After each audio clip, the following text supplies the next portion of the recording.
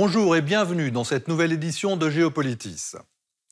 Le destin de la Libye s'est joué en quelques mois, de février 2011 avec les premières émeutes à Benghazi à octobre 2011 avec la mort de Kadhafi, l'emblématique colonel resté près de 42 ans au pouvoir. Nous y reviendrons.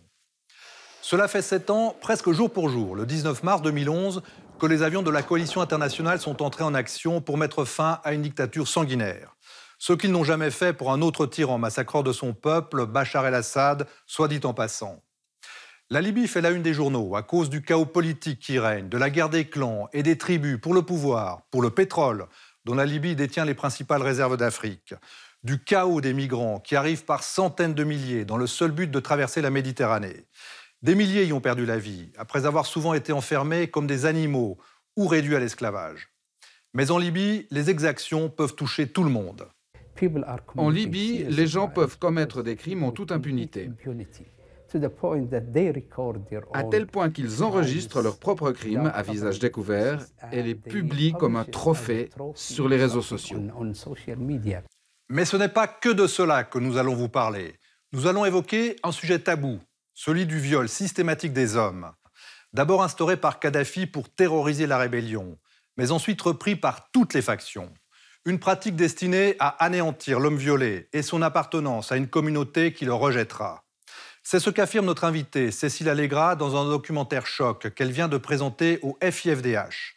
Les preuves sont difficiles à rassembler, mais le courage des victimes et l'opiniâtreté des enquêteurs ont permis d'avancer vers d'éventuels procès pour crimes de guerre et crimes contre l'humanité. Une étape nécessaire pour espérer une réconciliation dans ce pays meurtri et plus divisé que jamais.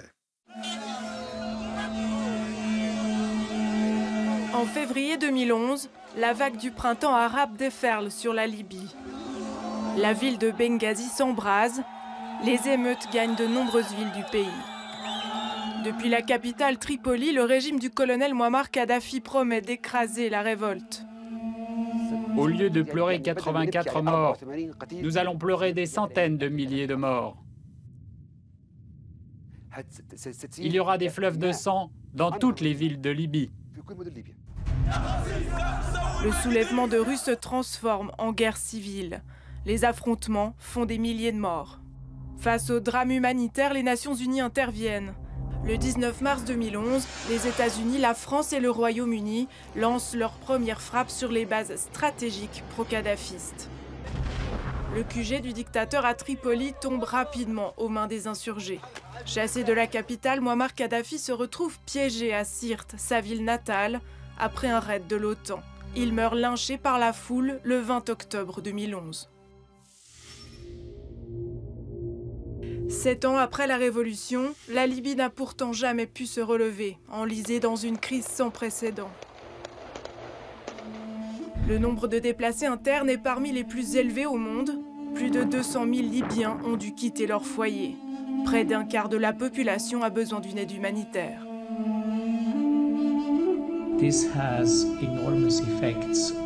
Il y a des effets considérables sur les structures de santé, d'eau potable et d'assainissement, et sur la survie des populations. Deux autorités rivales se disputent le territoire et l'accès aux ressources pétrolières. Le gouvernement d'union nationale dirigé par Fayez el-Sarraj, basé à Tripoli, reconnu par les Nations Unies. Et l'armée nationale libyenne du maréchal Khalifa Haftar, basée à Tobrouk, soutenue par l'Égypte et les Émirats arabes unis. À ce duel se superposent des centaines de factions armées, certaines contrôlant une partie importante du pays. Des groupes djihadistes comme l'État islamique ou Al-Qaïda tentent aussi d'accroître leur influence. Les Nations Unies estiment que 20 millions d'armes circulent dans ce pays de 6 millions d'habitants. Les mêmes Nations Unies qui prévoient la tenue d'élections démocratiques d'ici la fin de l'année. Le défi est immense. Le plus important est d'obtenir l'acceptation par toutes les parties des résultats des élections avant l'ouverture des bureaux de vote. Minée par les divisions et l'échec des dernières élections de 2014, la Libye se cherche encore un avenir. Cécile Allegra, bonjour. Bonjour. Vous présentez au FIFDH un documentaire extrêmement fort sur la Libye, sur le viol des hommes en Libye, quelque chose dont on n'avait jamais entendu parler. Racontez-nous un peu la jeunesse de ce film.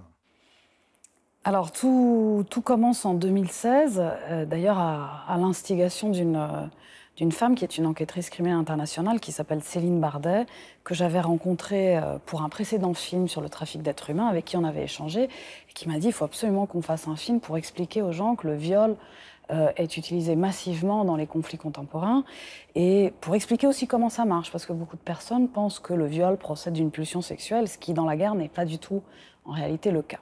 Je commence à demander à mes interlocuteurs s'ils connaissent des personnes qui auraient subi des viols pendant la révolution de 2011. Et à ce moment-là, tout le monde disparaît.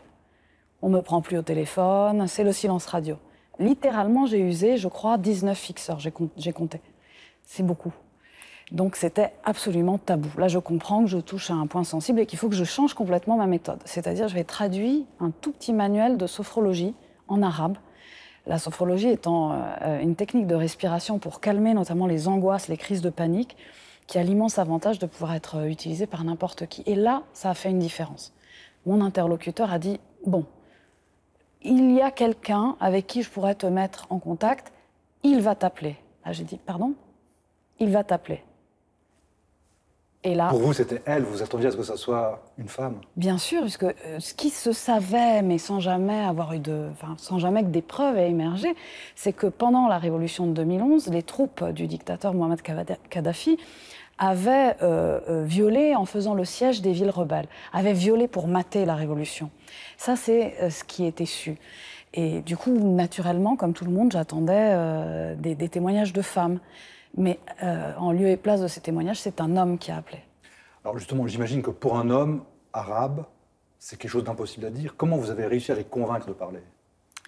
Pour un homme tout court, je pense que c'est impossible à dire. Je les ai pas convaincus. Je leur ai dit, voilà, je vous comprends, ça fait 6 ans que vous ne parlez pas. Je leur ai parlé de leurs symptômes. J'ai dit, j'imagine que vous avez des cauchemars, des douleurs, que vous ne pouvez pas manger, que vous supportez plus vos proches, votre famille. Et tout ce que je leur disais leur semblait très familier.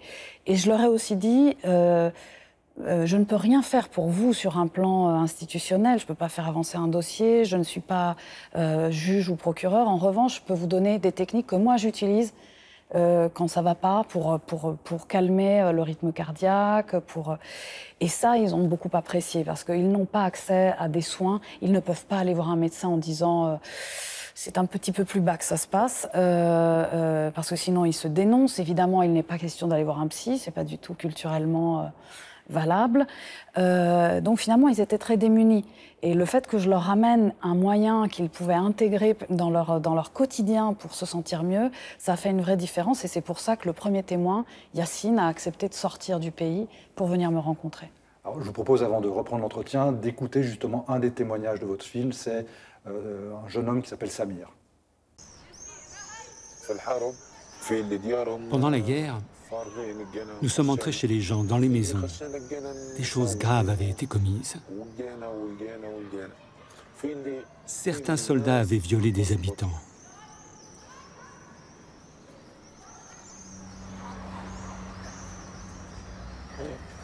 Après, les révolutionnaires ont fait pire que nous. Quand ils m'ont fait prisonnier, ils nous ont tout fait subir. Ils nous battaient, ils nous affamaient, et je peux dire qu'eux aussi ils violaient. Ils disaient « on fait comme vous, les kadhafistes ». C'est clair, là? Tout le monde utilise la violence, mais pas ça. Quand tu violes, tu casses tout. Le pays, l'État, tout est bousillé. Pour ces hommes, si ça se sait, qu'est-ce qui se passe? Alors, Yacine le dit bien, le premier témoin me l'avait très bien expliqué dès le départ. Il n'arrivait pas à me raconter bien tout ce qui s'était passé en détail. Par contre, il n'arrêtait pas de me dire « si ça se sait, je suis fini. Si ça se sait, toute ma famille est déshonorée. Sur des générations, mes enfants seront des outcasts, seront marginalisés, sortis de la société. Donc, j'ai une responsabilité en tant que père de famille. Je ne peux pas dire ouvertement les choses parce qu'il n'est pas uniquement question de moi. L'autre chose qu'il me disait, c'est que simplement, il ne se sentait plus rien. Il ne se sentait plus homme, il ne se sentait plus vivant. Il était vivant en apparence, mais complètement mort à l'intérieur. Et il a fini par comprendre que c'était justement ça que ces bourreaux visaient. Parce que dans cet état-là, on ne peut pas participer à une discussion politique, on ne peut pas participer, mais ne serait-ce qu'à une réunion de quartier. Donc en fait, on est complètement sorti de l'espace politique et social. Alors, vous parliez donc de la pratique sous Kadhafi. Après, qui commettait ces viols ? Kadhafi avait la réputation de violer ses opposants, les femmes de ses opposants, les filles de ses opposants, voilà. C'était un dictateur violeur. Il y a aussi de très fortes présomptions qu'il ait donné l'ordre, au moment de l'assaut des villes rebelles, pendant la révolution de 2011, de violer les résistants qui se trouvaient dans ces villes. Néanmoins, après, c'est quelque chose de totalement différent qui s'est passé, puisque la révolution gagne, donc on arrive fin 2011, Kadhafi est tué dans les conditions qu'on sait, et les vainqueurs arrivent au pouvoir. Et que font les vainqueurs ? Et c'est ça qui est incroyable, c'est qu'ils vont se venger. De la même manière. De la même manière. C'est la loi du talion.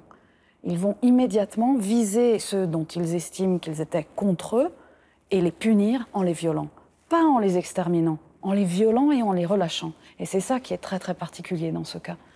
Et vous racontez, enfin quelqu'un raconte dans votre film, ce qui est absolument incroyable, c'est qu'on utilise même des migrants pour commettre des viols. Le témoin qui est arrivé pour nous révéler en fait ce qu'il se passait à l'intérieur des prisons clandestines, puisque a été vraiment un témoin clé dans le déroulement de l'enquête. Ce qu'il disait, c'est que partout en Libye, il y a des prisons clandestines.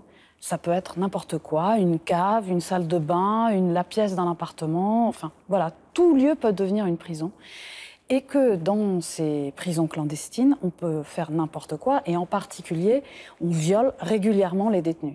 Et tous étaient violés de la même manière. C'est-à-dire, il y avait un bâton qui était fixé dans le mur au moyen de ciment, et si les détenus voulaient pouvoir avoir accès à la nourriture, il fallait qu'ils s'empalent à tour de rôle sur ce bâton. C'était une des méthodes, donc d'autres que je vous laisse imaginer.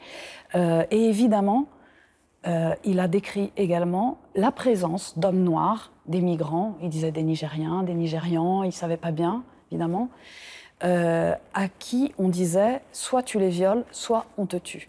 Ce qui constitue évidemment un facteur effroyablement aggravant de la condition des migrants qui transitent par la Libye. Si en plus de subir eux-mêmes des tortures et des viols, ils sont contraints d'en infliger aux autres.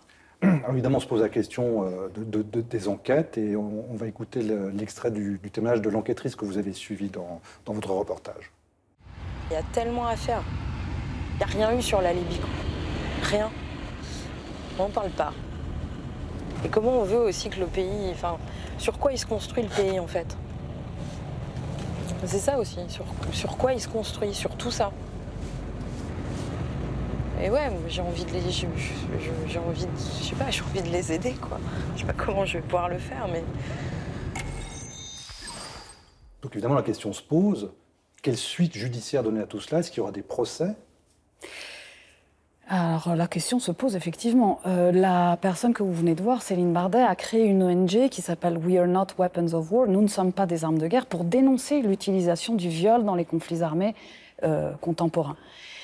Donc elle est arrivée pour essayer de mettre de l'ordre dans tout ça, pour aider les enquêteurs de terrain libyens à constituer des dossiers, car ils n'avaient que des preuves éparses. Donc un petit témoignage par là, des fraudes tôt par ici, des gens qui pouvaient disparaître du jour au lendemain, des bribes. Donc une espèce de gruyère qui ne pouvait pas constituer un dossier à charge recevable par une institution internationale. Alors, le rôle de Céline Bardet, ça a été celui de regarder les éléments de preuve et d'essayer de les remettre dans l'ordre. En tout cas, moi, ce que je souhaite, c'est que ce film, qui recueille quand même des témoignages directs, puisse peut-être constituer un jour une preuve dans un procès qui se tiendra sur les crimes de guerre en Libye. Eh bien, merci Cécile Allegra. Et ce film, on pourra le voir prochainement sur nos ondes, sur RTS2. Merci beaucoup. Merci à vous. Et pour prolonger cette émission et mieux comprendre le chaos libyen, un livre récemment paru, Kadhafi, du journaliste Vincent Hugeux, qui retrace le parcours du guide. Vous pouvez aussi revoir dans nos archives un temps présent de 1982, Kadhafi ou le défi permanent. Enfin, un livre sur la menace de Daesh, L'État islamique en Libye, acteurs et facteurs du conflit, une thèse universitaire d'Aude Thomas. La semaine prochaine, retrouvez Géopolitis sur RTS1, TV5 Monde et sur notre page avec des compléments geopolitis.ch. Bonne semaine, au revoir.